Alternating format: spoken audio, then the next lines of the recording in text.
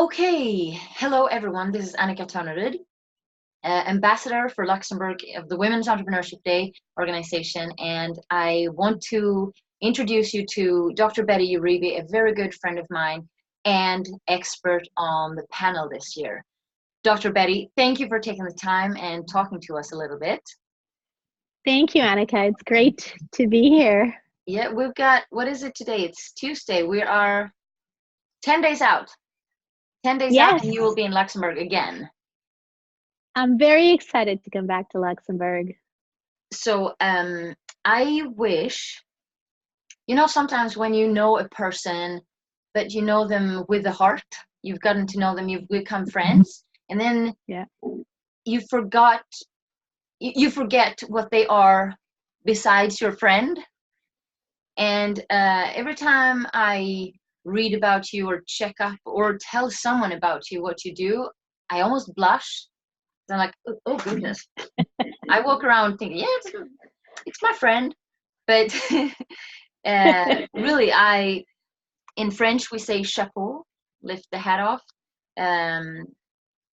It's just your achievements, what you've accomplished, who you are in the business world and beyond is just amazing, very admirable. So first of all, thank you for taking time out of your life, everything that's going on for you now, traveling, sold out speaking events all over the world. So thank you for taking time to coming to little Luxembourg again. So you've just left behind you 8 years as Executive Vice President of California Bank and Trust. Yes. Yeah. What do you feel has been your greatest accomplishment? What do you feel best about having achieved in this time? Well, I think at California Bank and Trust, I came into the bank to do a turnaround, and it was a performance-based assignment where I came in to increase the profitability of a $6 billion operation that had been broken up because they had bought different companies. And so my goal was to really merge them and create a culture. In my mind, I was there to create a culture of people, even though they already had core values that were aligned with my personal core values. I felt that there was an opportunity to really enhance what they had and really let the world and the community know what the bank was about. They didn't quite know too much about the bank at the time. And I think, much like when you die and people say wonderful things about you when you leave, they kind of do the same. And so I'll tell you what people said that I think is most indicative of some of the things that I'm most proud of. And some of the posts on social media from employees who feel like I took the time to really listen to them. Some of the employees that say that I brought heart into the company and sustainable performance into the company. And I think what I'm most proud of is my leadership team and the relationship that I have with the president of the bank, and how wonderful it was to exit with grace, and to exit in such a wonderful way, to exit while I was on the top. And that doesn't happen alone. It really happens by working together with a group of incredibly talented people, and by having a community surrounding you and voting for you. And we were best bank and voted best bank 6 years in a row. That doesn't happen without a lot of people surrounding and really voting, having a vote of confidence for what you're doing. So we're not in the money business, we're not in the lending business, we're in the people business.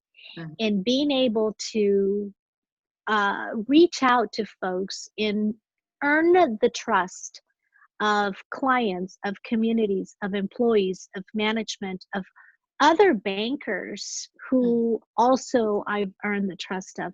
I think that has been the biggest piece. So it's much higher than the performance.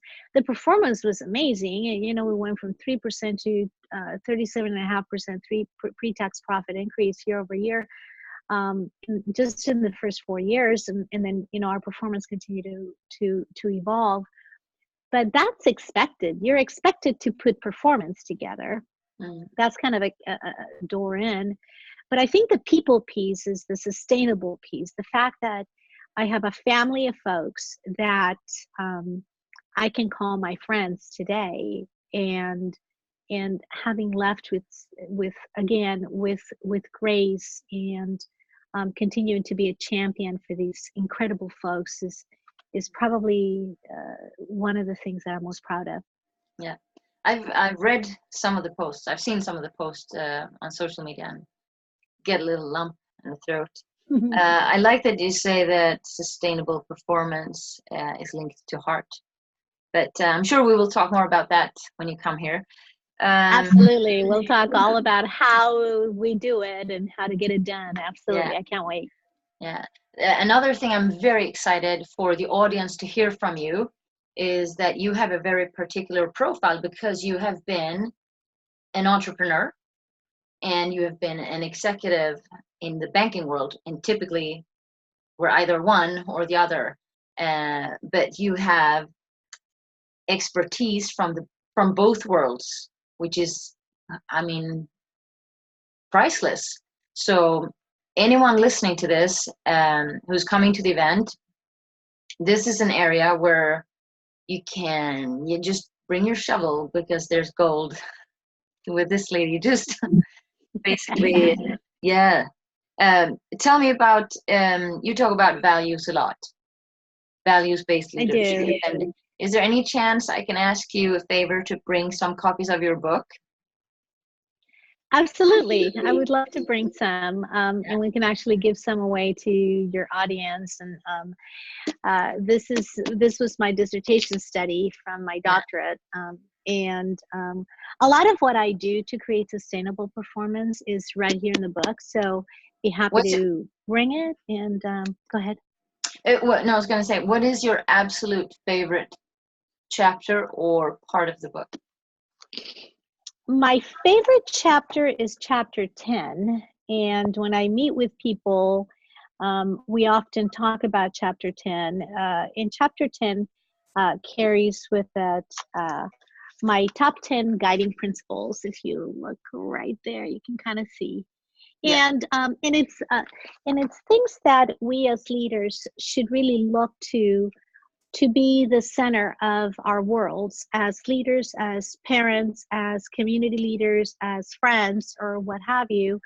And so I give some advice, just some guiding principles on how do you lead a good life? How do you create sustainable results? Is by leading a good life and being congruent with your core values. And we'll talk some more when I'm in Luxembourg. We'll go deeper into this, but I think chapter 10 is my very best chapter.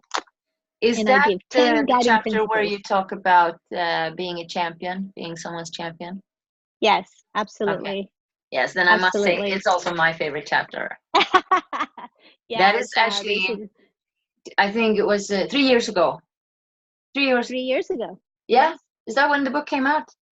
That's when the book came out, 3 years ago, yes. Yeah, because I was reading that, and it made a deep impact on me in my role as mentor for 2 young women. And I felt I was giving a lot, that I was doing well. But when I read that, I was like, okay, time to step it up. To actually, if you can be that person to help someone else succeed. And I think so many of us can do something special for someone, but we don't do that little extra, or we don't realize how much impact we have sometimes on people. I think you're right. And as leaders, I think it's our moral responsibility to, and I love the way you put it, to step it up, in that we're going to talk about stepping it up. We're going to talk about making deep connections. We're going to talk about how do you take your game, meaning whatever your game is, if you're in business, if you're an entrepreneur, if you're a speaker, if you're a coach, if you are a community leader, a government leader, how do you step it up and create such energy around you and create such synergy around you that people can't help but succeed because they're part of your circle. And so really giving, and oh, it's going to be amazing. I can't wait to come back. Yeah. Can I ask one last question? Of course. So with all the experience you have from the banking world and knowing what it is like to be an entrepreneur, what is, if you extract all the valuable information you have from the banking world, what is one piece of advice you would give to entrepreneurial women in, trying to succeed, to make their business not just be a very expensive hobby, but an actual business? Well, I love the fact that it's a bank that is hosting this event, and what a beautiful site, and how generous they are to lend us this beautiful site. And I would say, as an entrepreneur, when I first started my first engineering and manufacturing company when I was 19 years old, and it became a very successful company, I went to the bank, but I didn't take the time to get to know my bankers. And I would say, get to know the people in the bank, understand that they really understand your business and that they're there to really help you and to coach you through and to hold your hand through your business. A lot of times, and especially outside of America, we look at the bankers up like they're these knowledgeable people that we only go and please don't even talk to the branch manager because the branch manager is too busy to talk to us. And that's not the case. Bankers are individuals who have really honed in their trade, and they're professional business people and they're professional business consultants. If you think about them from that manner, they will hold your hand and they will tell you what you need to do to grow your business. And if you get a no, understand why the no, and get them to sit with you and to really understand what you need to know to be able to grow your business and to be able to grow it in a prudent business way, so that you can flourish and make a difference for the community, just like the banks do.